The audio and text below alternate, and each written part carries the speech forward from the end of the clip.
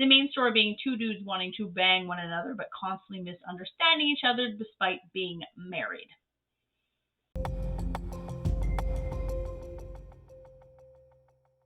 Hello, welcome to Sound and Fury Book Reviews. As usual, I am Tina.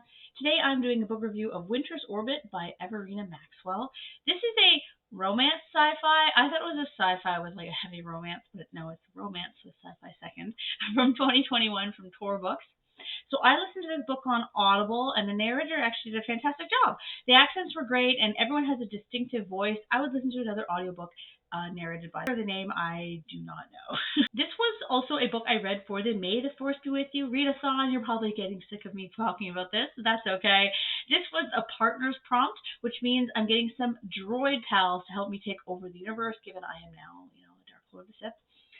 Winter's Orbit was also the May pick for the Interstellar Book Club. So there's a lot going on with this book. Also a lot going on with my hair today. It's quite out of control. After all of that, finally, onwards to a review that I'm going to say right off the bat is not very favorable. As you know from my channel, if you watch my channel, I tend to be, pretty enthusiastic about every book that I read. I don't get a lot of books that I'm not super into. And I'm going to say that this book, I don't think it's a bad book. I don't think it's poorly written. I think it's a good book. It's not something that I'm particularly interested in. And my goal with this review is to explain to you why that is in case you have similar taste to mine, so you know what this book is going into it. And chances are you might be like, oh, actually, I really like all this stuff that she doesn't like. And good, go read the book and enjoy it. And so that's my goal here. It's not to tear down this novel. It is to just give my honest opinion on it. And my honest opinion is that, like a box of cheap powdered donuts, this novel starts off tasty but soon develops into an experience that is dry, lacking in substance, and overall unsatisfying for me. In truth, I stopped at chapter 30 out of 32 because I just couldn't be bothered to read the last two chapters because I stopped kind of caring. So here's the premise. While the Iskat Empire has long dominated the system through treaties and political alliances, several planets, including Thea, have begun to chafe under Iskat's rule. When tragedy befalls Imperial Prince Tom, his Thean widower, Jinan, is rushed into an arranged marriage with Tom's cousin, the disreputable Kiam, in a bid to keep the rising hostilities between the two worlds under control. But when it comes to light that Prince Tom's death may not be an accident and that Jinan himself may be a suspect, the unlikely pair must overcome their misgivings and learn to trust one another as they navigate the perils of the Iskat court, try to solve murder, and prevent an interplanetary war, all while dealing with their growing feelings for each other. Sounds cool, right? And it starts off that way. We have a fun world build with princes and nobles and diplomats, all concerned about keeping some treaty in place. I really enjoyed the way gender and sex were handled in the book, which is to say that it is in a normalized fashion. Depending on what planet you're from, you have different ways of signaling your pronoun preferences in your clothing or jewelry or buttons, things like that. And queer relationships are seen as normal, even between members of the royal families. So I really love this aspect. I really love when world building includes normalized queer representation, but I did have two questions about it. One, we never see into the lives of regular kind of mid and working class people on these planets, so we have no idea whether everyone on said planet follows these pronoun customs or if it's just the elite.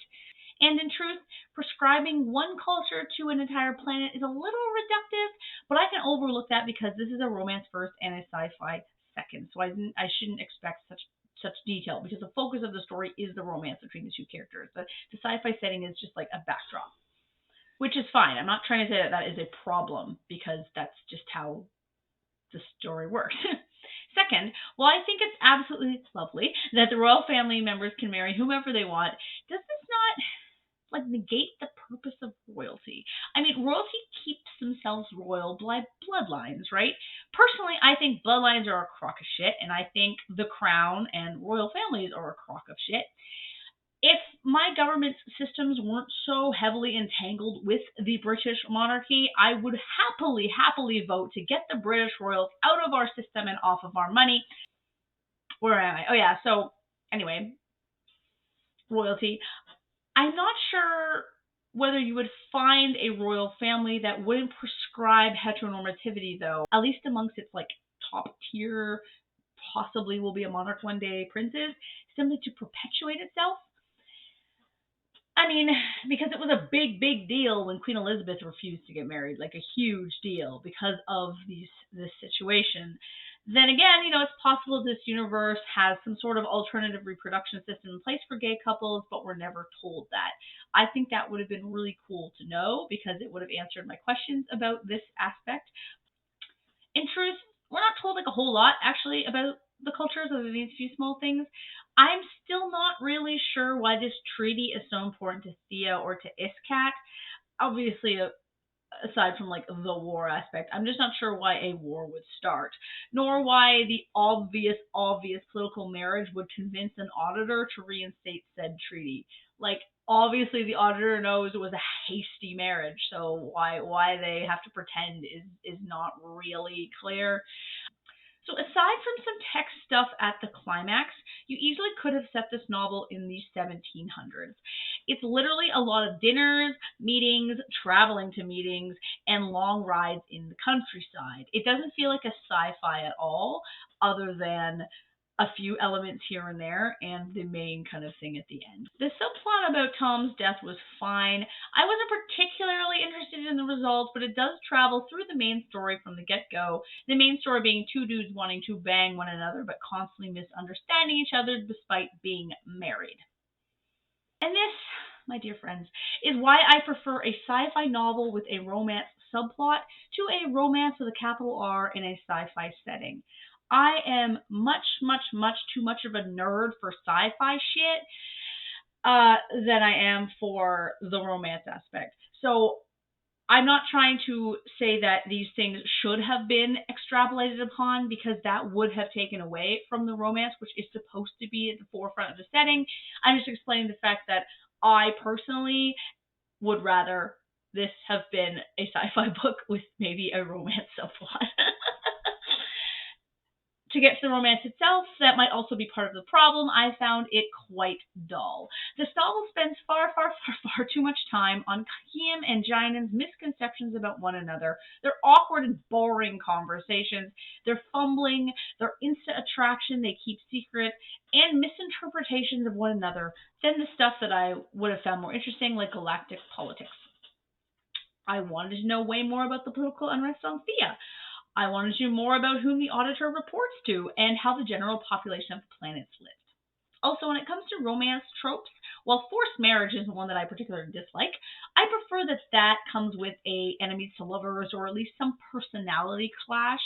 There was opportunity here for, a Kiam is too wild and Jainen too straight-laced or the sunshine versus grouchy kind of tropes.